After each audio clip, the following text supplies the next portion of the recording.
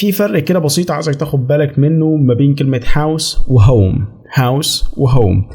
house هو المقصود بها الحيطان، مقصود بها الأساس بتاع البيت، تمام؟ بتتكلم عن الحاجات اللي هي المادية في البيت. إنما لما تيجي تتكلم عن home تقول my home، بتكون يعني تقصد بيها الإحساس إنك في البيت، إحساس بالدفى، تمام؟ يبقى الهاوس اللي هي الحاجة المادية نفسها، الأساس بتاع البيت، إنما هوم هو المكان اللي أنت بترتاح فيه، تمام؟ فالاتنين إن شاء الله يعدوا علينا النهاردة في النص، وهتعرف الفرق ما بينهم إن شاء الله. كلمة I want to بكون بنتكلم بسرعة، بنتكلم في الكلام العادي خالص، بنتقال I wanna tell you، I wanna. يبقى هنا لو بنتكلم، هو النص ده بالمناسبة وكان شخص بيتكلم، بس ده الشكل المكتوب منها.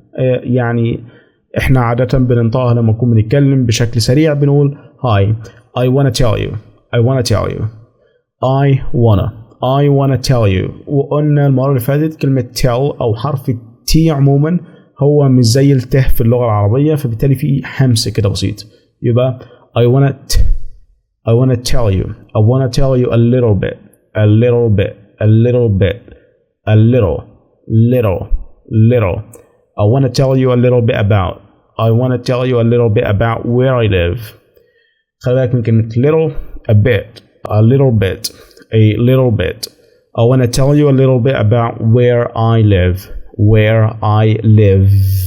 I live in a. بكون بنتكلم بسرعة، مش بتقول I live in a كذا، تقول I live in a، تكونكتها كده على بعضها، اللي هو I live in a two-story house. هنتكلم عن ايه two-story house with my family. هو بيقول لك عايش في two-story house، معناه من طابين، اللي هو بيت من طابين. و two-story house بيت من طابين، في one story house، two-story house، three-story house، 4 إلى آخره. الكلمة دي معناها اللي هو البيت ده بيت عيلة من دورين. 2 story معناها اللي هو دورين. 3 story house معناها من 3 أدوار، 4 أدوار، وهكذا. يبقى اللي هو الرقم بيعبر عن عدد الأدوار، عدد الطوابق، وكلمة house بتعبر إن ده بيت عيلة. يبقى I live in a 2-story house. I live in a 2-story house. Live in a 2-story house. في حاجة كمان مشهورة اللي هي 2-story building. 2-story building معناها اللي هو يعني ديتي حاجة سكنية، مش لأسرة واحدة، مش بيت عيلة. يبقى لو قلت دلوقتي I live in a 2-story building معناها ان البيت من دورين لكنه مش بيت عيلة. البيت ده بتاع مثلا، يعني انا ساكن بالإيجار مثلا، والبيت ده مش بتاع عيلة، يعني انا ماليش علاقة مثلا بالناس اللي في الدور التحتية او في الدور الفوقية. It's not too big، يعني مش كبير. It's not too big. خلي بالك من كلمة not، ما تقولهاش not. It's not too big. It's not too big but it is very comfortable. It is very but it is very comfortable. خلي بالك من كلمة comfortable، مش النطق التاني، ها، مش هي خالص، مش اللي في بالك، لا. comfortable. It's but it is very comfortable. But it is very comfortable. And I really love it because it feels like home in every way. And I really love it because it feels like home in every way. فهو بيقول لك ان هو بيحب البيت ده، ان هو بيشعر وكأنه يعني في مكان دافي. فاكر الفرق بين كلمة home وhouse؟ هنا قال كلمة house لأنه هو هنا بيذكر الحيطان، يبقى قال I live in a 2-story house عشان هنا house ليه علاقة بالحيطان شوية. When you enter the house, the first thing you see is the living room. We have a big gray sofa there, a small coffee table, and a TV on the wall. My mom loves decorating, so we have some nice paintings on the wall and plants in the corners. The living room is where we all sit together or just talk after dinner. When you enter the house, the first thing you see is the living room. خلي بالك من TH بتاع the first thing. وبما ان الفيرست اللي هي بتنتهي بالتي والTH، فانت بتدمجهم كده مع بعض، بتقول the first thing. The first thing you see is the living room. من نطق اللي هو is the، يبقى the first. We have a big gray sofa there. We have احنا عندنا a big gray sofa there، يعني عندنا sofa اللي هي الكنبة، وعندنا we have a big gray sofa there. gray اللي هي اللون الرمادي. خلي بالك برضو من الدمج، يعني لما تكون اللي هي linking، لما تكون بتتكلم بسرعة يعني الكلام بيدمج كده مع بعض. تقول we have a big gray sofa there. A small coffee table. A small coffee table. A small coffee table. coffee table اللي هي الترابيزة الصغيرة دي اللي بتكون موجودة مثلا في نص الليفينج روم، وبيتحط عليها مثلا قهوة أو أي حاجة بسيطة، يعني مش شرط قهوة. تمام. يبقى a small coffee table and a TV اللي هي طبعا television، but عادي ممكن تقولها TV and a TV. خلي بالك من كلمة and، احنا قلنا قبل كده برضو ان and لما تكون يعني بتتكلم بسرعة ومش بتسترس عليها بتقولها and a TV on مش on. and a TV on and a TV on the wall and a TV on the wall. خلي بالك من صوت ال wall. خلي بالك من نطق الحاجات دي كلها لأنها مهمة، لأنها بتفرق معاك أو بتفرق في شكلك كده وانت بتتكلم. My mom loves decorating. خلي بالك ان هي بس هي فلابتي، فبالتالي بتقول عليها ding. So we have some nice paintings on the wall. paintings اللي هي الرسومات اللي هي بتكون موجودة على الحيطة يعني، او حتى الحاجات اللي انت بتعلقها. يبقى so we have some nice paintings on the wall, plants in the corners. وكمان في ورد في الأركان بتاع الليفينج روم. يبقى paintings اللي هي الرسومات، إنما كلمة plants اللي هي الزهرية مثلا أو الحاجات اللي لها علاقة بالورد أو الزرع عموما يعني. We have some nice paintings on the walls and plants in the corners. The living room is where we all sit together. يبقى the living room is where we all sit together. خلي بالك من كلمة all is where we all sit together. خلي بالك من كل ده. واحنا برضو اتفقنا ان في زي مثلا زي كلمة the living room مش بنقول حرف الجي، وهي كأنها بدون جي خالص، هو الصوت قريب لكنه مش كده. ان شاء الله يعني فيما بعد هنتكلم برضو عن التفاصيل اكتر يعني ليها علاقة بالاصوات وكل ده. or just talk after dinner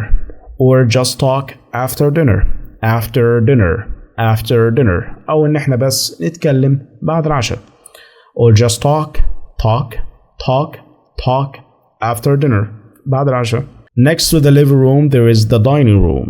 It has a wooden table with 6 chairs and we usually eat lunch and dinner there. The kitchen is right next to it. It's small but it has everything we need. A fridge, oven, microwave and lots of cabinets. My dad sometimes cooks and he is actually pretty good at it. Next to the living room there is the dining room. يبقى أول حاجة بيقول لك إن هو next to يعني جنب غرفة المعيشة على طول في الدايننج روم. الدايننج روم هي الأوضة اللي يعني تقدر تقول كده بالمصري اللي هي أوضة السفرة، يعني اللي هي بيكون فيها ترابيزة، بيكون فيها كراسي، وهي مخصصة للأكل بس بياكلوا فيها. يبقى next to the living room there is the dining room. يبقى خلي بالك من كلمة next to، مش بتقول next to، لا next to، الاتنين بتدمجهم وكأنهم صوت واحد. يبقى next to the living room there is the dining room. It has a wooden table. يعني بيقول لك ان فيها ترابيزه خشب. It has a wooden يعني ترابيزه مصنوعه من خشب. احنا في اللغه الانجليزيه بنجيب الصفه الاول وبعدها الاسم. It has a wooden table، مش table wooden مثلا ولا اي حاجه من الكلام ده، لا احنا بنقول الصفه الاول وبعدها الاسم. It has a wooden table with 6 chairs. خلي بالك من كلمة اللي هي with six chairs. خلي بالك من كلمة 6 اللي هو رقم 6، هي مش يعني زي ما كانت بتتقال يعني اللي هي مش 6، لا هي 6 chairs. chairs. فخلي بالك برضو لما نكون بنتكلم بسرعة and we usually eat lunch and dinner يبقى بيقول لك احنا بناكل الغداء والعشاء هناك فين بقى؟ في الدايننج room. The kitchen is right next to it. The kitchen is right next to it. بيقول لك ان الكيتشن اللي هو المطبخ right next to it اللي هو جنب dining room. It is small but it has everything we need. بس فيه كل حاجة احنا عاوزينها. But it has everything we need. يعني في كل حاجة احنا عاوزينها. Need a fridge, oven اللي هو البوتاجاز. تمام. البوتاجاز اللي هو البوتاجاز كله بقى، سواء اذا كانت بالفرن اللي جواه ده او حتى في السطح بتاعه، كل ده بيتسمى oven. يعني لما تتقال oven بيكون مقصود بيها الجهاز كله، سواء المكان اللي هو فيه الفرن اللي هو بتدخل فيه مثلا اذا كان عيش او صواني حاجه معينه، والجزء اللي هو اللي فوق كمان كله ده بيتسمى على بعضه oven. microwave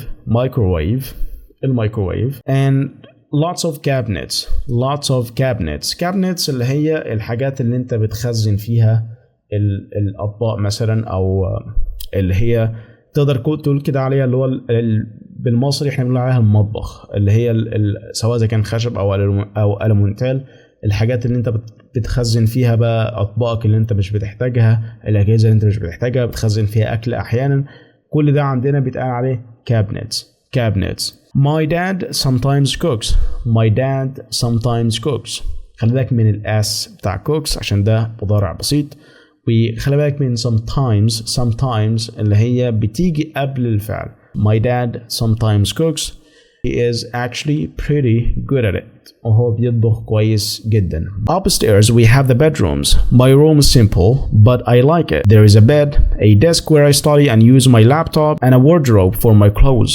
I also have a small bookshelf. I like reading before bed, so I keep my favorite books there. My parents' room is bigger, so it has a large window that lets in a lot of light. Upstairs يعني معناها اللي هو بقى في الدور الثاني. لو فاكر ان هو قال I live in a 2-story house، يعني اللي هو كان من طبعين هو قال 2-story house، فهو هنا بيقول لك بقى upstairs يعني فوق بقى في الدور الثاني بقى، في الدور اللي هو اللي مش موجود تحت. Upstairs we have the bedrooms. خلي بالك من كلمة bedrooms يبقى هو بيقول لك ان احنا عندنا فوق بقى عندنا غرف النوم. My room is simple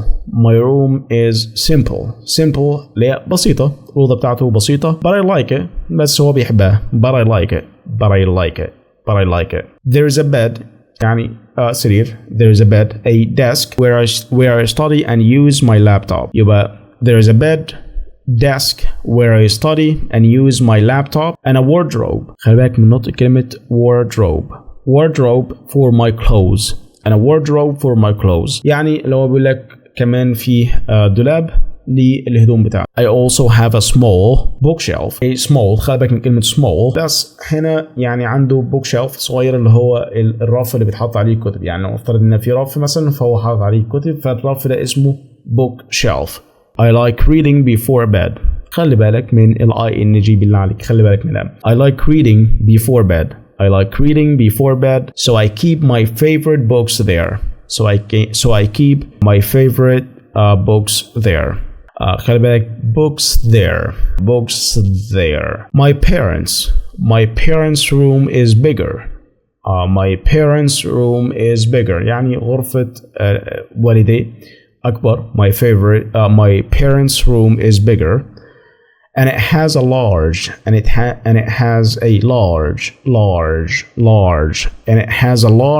window that lets in a lot of light.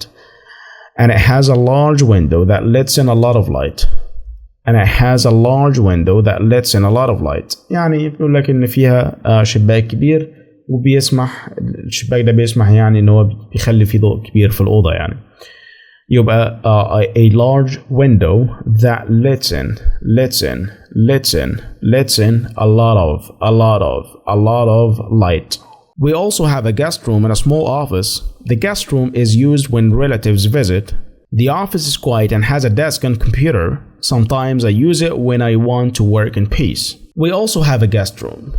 Guest room يعني اللي هي غرفة للضيوف. We also have a guest room and a small office. يعني ومكتب كده صغير، يعني مكان عادة بيكون يعني لو بيكون في موجود فيه مثلا الجهاز كمبيوتر مثلا او مكتب للشغل او اي حاجة للحاجات دي. يبقى we also have a guest room and a small office. خلي بالك من كلمة small لانها بتتكرر معانا وما ينفعش تقولها small، ما ينفعش تقولها small تقريبا small، بس هي small office. The guest room is used when relatives visit.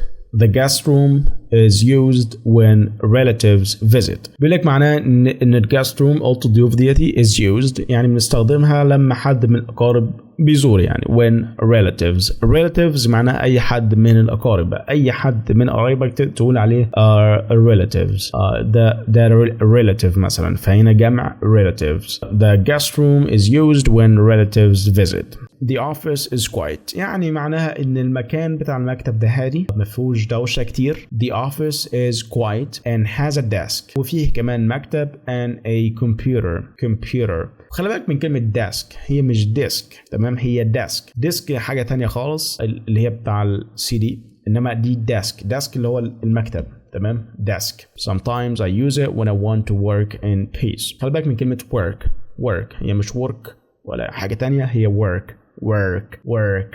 Sometimes sometimes I use it when I want to work in peace. فاكر لما قلنا ان كلمة want بتتقال wanna؟ يعني تعال نقولها كده. Sometimes I use it when I wanna work in peace.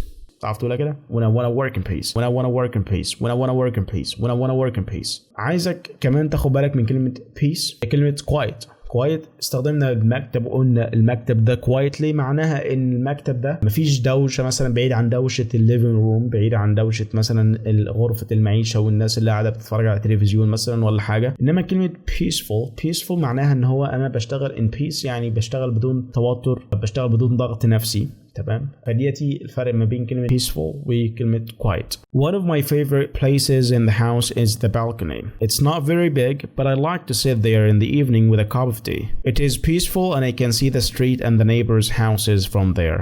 One of my favorite places in the house is the balcony. خلي بالك من كلمة one of مش off.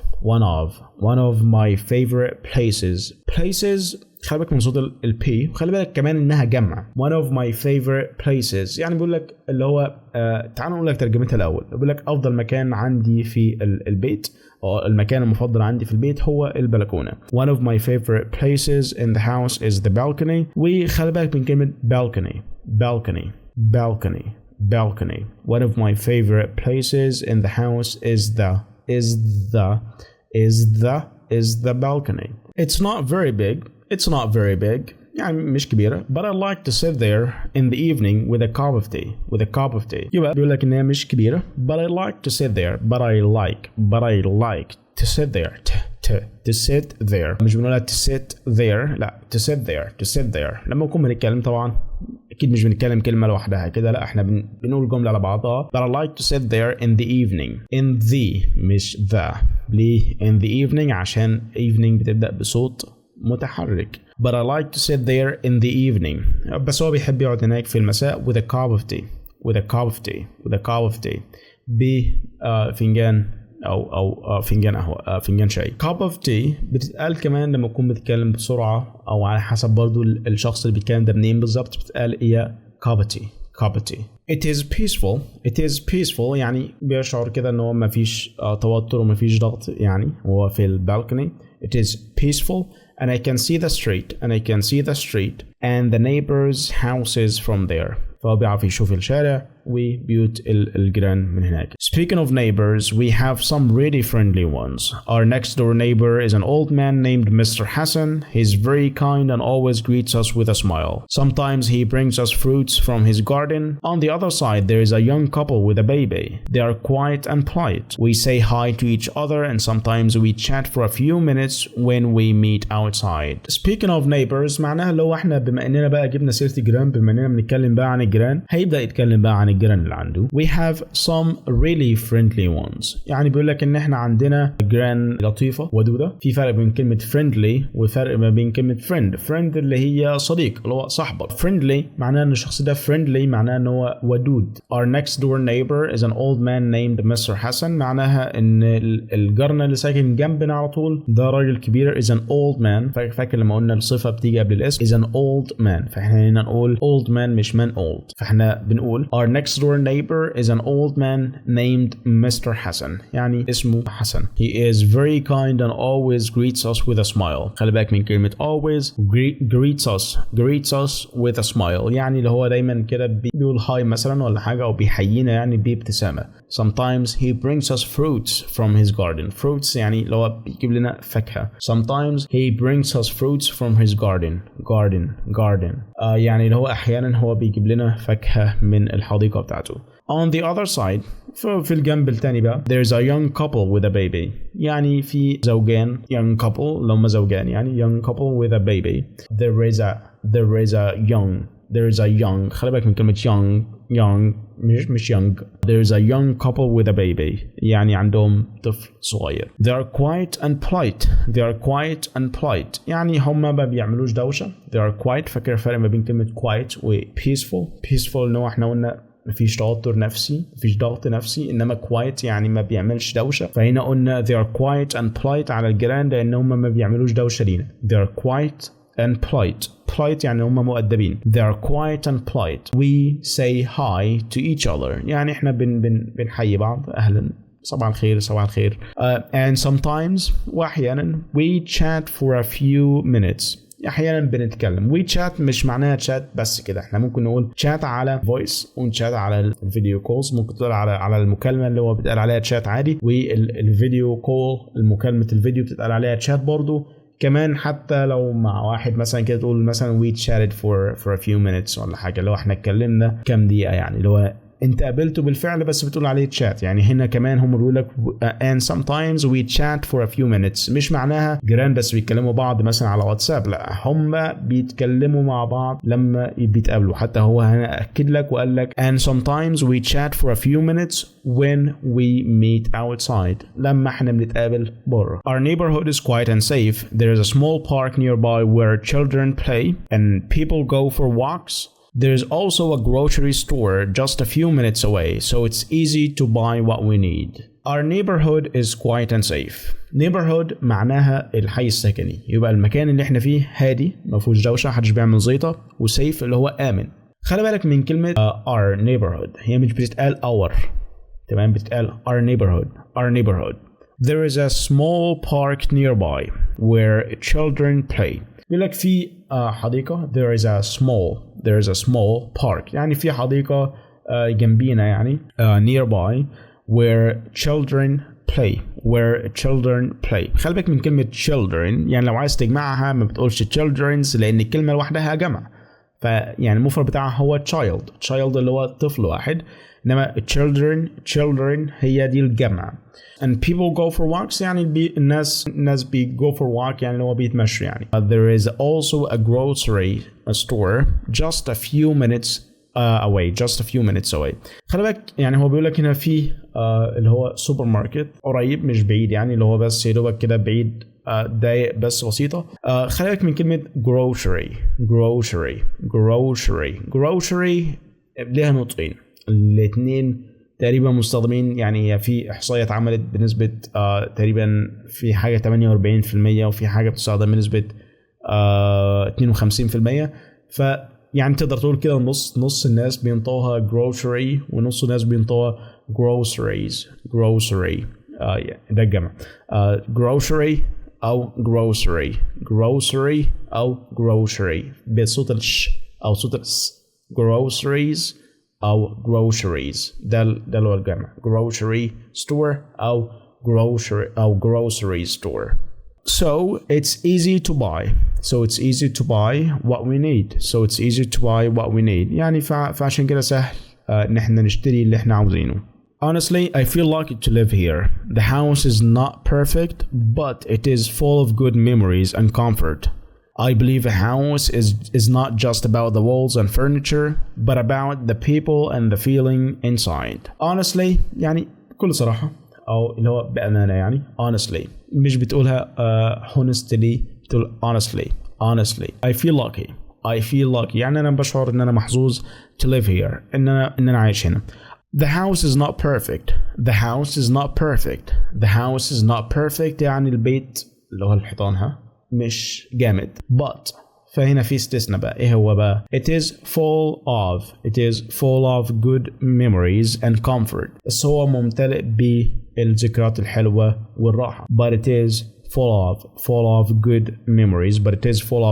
memories and comfort. والراحة. Comfort. I believe a house is not just about the walls and furniture but about the people and the feeling inside. يعني بيقول لك إن هو بيؤمن إن البيت مش بس بالحيطان. It's not about the walls and furniture اللي هو الأساس اللي موجود وكل حاجة موجودة في البيت. يبقى I believe a house is not just about the walls and furniture but about the people and the feeling inside. بس هو بالناس وشعورك الموجود.